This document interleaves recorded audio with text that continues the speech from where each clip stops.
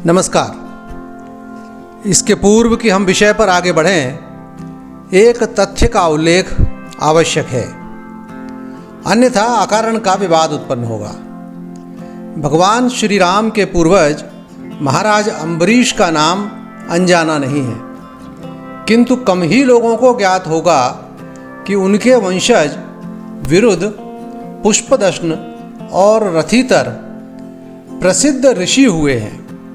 इसका अर्थ मनीषियों ने यह निकाला कि उस समय की परंपरा के अनुसार ये प्रायेण ब्राह्मण हो गए, उनका क्षत्रियत्व समाप्त हो गया, अर्थात वे राज्यच्युत हो गए।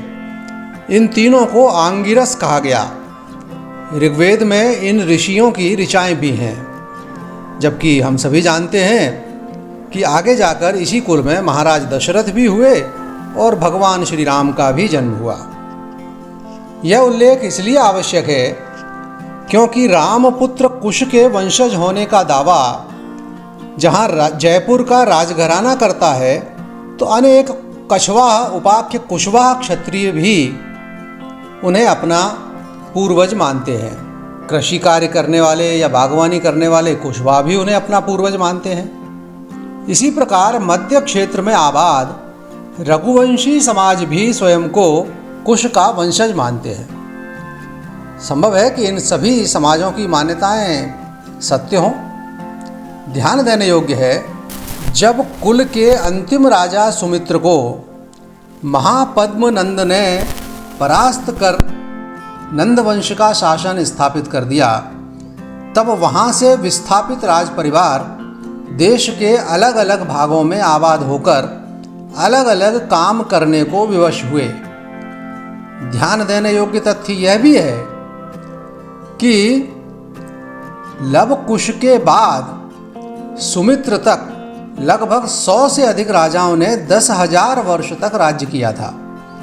सुमित्र से आज तक भी 2,500 से अधिक वर्ष व्यतीत हो चुके हैं। लव के वंशज गहलोत, जिस कुल में महाराणा प्रताप का जन्म हुआ, लक्ष्मण के वंशज प्रतिहार राजपूत, भरत के वंशज गौड़ राजपूत और शत्रुघ्न के वंशज राठौड़ राजपूत है।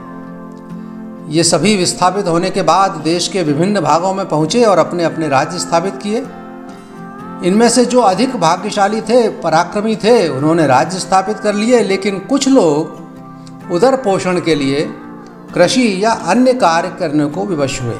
राजा सौमित्र के वंशजों में से ही कुछ अयोध्या से चलकर मध्य प्रदेश के नरवर, ग्वालियर, भिंड, मुरैना आदि क्षेत्रों में भी आए और यहाँ छोटी बड़ी रियासतें स्थापित की।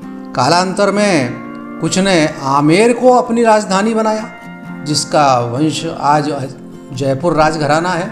राजस्थान में कुशवाहा को कछवाहा भी कहा जाता है। जो कुशवाहा अयोध्या और मध्य प्रदेश में रह गए, वह कृषि कार्य करने लगे।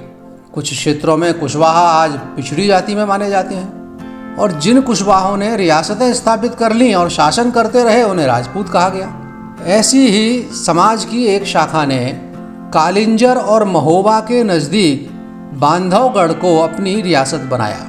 ये लोग उस समय रघुवंशी राजपूत कहलाए। 12वीं शती में एक महत्वपूर्ण घटना घटी। उस समय कालिंजर और महोबा पर चंदेल राजा परमार्दी देव उपाख्य राजा परमाल का शासन था। जैसा कि हम आल्हा ऊदल वाली श्रृंखला में वर्णन कर चुके हैं, जहाँ एक ओर आल्हा ऊदल मलखान जैसे प्रबल पराक्रमी योद्धा राजा परमाल के सहयोगी थे, तो वहीं दिल्ली के अधिपति पृथ्वीराज चौहान से उनका विवाद था। कतिपय कारणों से कुछ समय के लिए आल्हा ऊदल महोबा से निष्कासित भी हुए। उस घटना चक्र की लिंक आप वीडियो के अंत में भी देख सकते हैं और इस समय आपकी स्क्रीन पर भी ऊपर दिखाई दे रही है। उसी दौरान परमाल देव की पुत्री चंद्रावती श्रावण पर बेतवा नदी के किनारे आयोजित होने वाले भुजरिया पर्व में शामिल होने पहुंची। आल्हा ऊदल की अनुपस्थिति का लाभ उठाकर पृथ्वीराज चौहान ने चंद्रावती का डोला लूटने के लिए अपने पुत्र ताहिर को सेना सहित भेजा। बांधवगढ़ के रघुवंशी राजा वीर सिंह के पुत्र बुधराज देव भी उस समय वहीं थे। अपने मुट्ठी भर सैनिकों के साथ उन्होंने चंद्रावती की रक्षा की और पृथ्वीराज चौहान की सेना का प्रतिकार किया। तब तक सूचना पाकर उदल भी वहां पहुंच गए और पृथ्वीराज चौहान की योजना असफल हो गई। यद्यपि आलखंड में राजा वीर सिंह को यादव नरेश वर्णित किया गया है, किंतु जिस प्रकार रघुवंशी समाज उन्हें अपना आदि पुरुष मानता है और घटना चक्र भी बताता है, यही प्रतीत होता है कि वे रघुवंशी ही रहे होंगे। परमाल देव ने प्रसन्न होकर युवराज बुधराज देव के साथ अपनी पुत्री चंद्रावती का विवाह कर दिया तथा दहेज में गढ़मरफा का राज दिया। गढ़मरफा रियासत वर्तमान में बरौंधा रियासत के नाम से जानी जाती है, जो मध्य प्रदेश की एकमात्र रघुवंशी रियासत है। स्वतंत्रता प्राप्ति के पूर्व तक इस रियासत के प्रमुख को 9 तोपों की सलामी का अधिकार था। सन 1233 में गुजरात से आए सोलंकी राजपूत राजा व्याघ्रदेव ने बांधवगढ़ के रघुवंशी राजा जैतकर्ण व गढ़मरफा के रघुवंशी राजा मंडीह देव को हराकर इस क्षेत्र पर अधिकार कर लिया। तब राजा जैतकर्ण के पुत्र के नेतृत्व में रघुवंशी ठाकुर अपनी जागीरों को छोड़कर चंदेरी राज, शिवपुरी, अशोकनगर, गुना आदि में आकर बस गए। चंदेरी रियासत की सेना में रघुवंशी सेनापति भी रहे, किंतु अनेक लोग कृषि कार्य व वाणिज्य कर्म में प्रवृत्त हुए।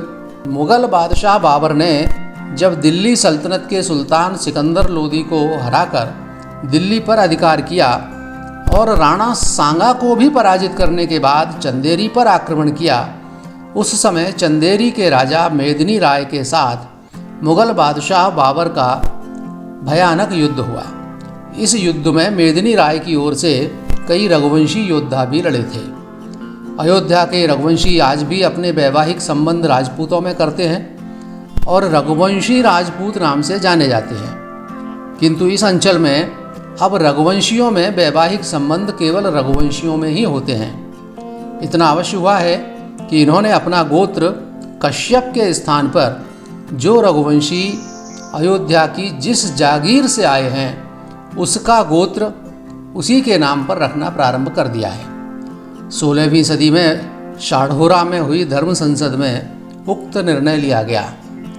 उसके पीछे रक्त शुद्धता को बचाने व वर्ण संकरता से बचने का मुख्य कारण बताया गया। तब से ये राजपूतों से अलग होकर पृथक रघुवंशी समाज के रूप में स्थापित हो गए।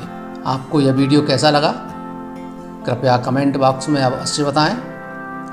अगर पसंद आया हो और चैनल को अभी तक सब्सक्राइब न किया हो तो सब्सक्राइब भी कर लें, और सब्सक्राइब करने के बाद अगर बेल बटन दबाएंगे तो भविष्य में प्रसारित होने वाले प्रत्येक वीडियो की सूचना आपको तुरंत मिल सकेगी।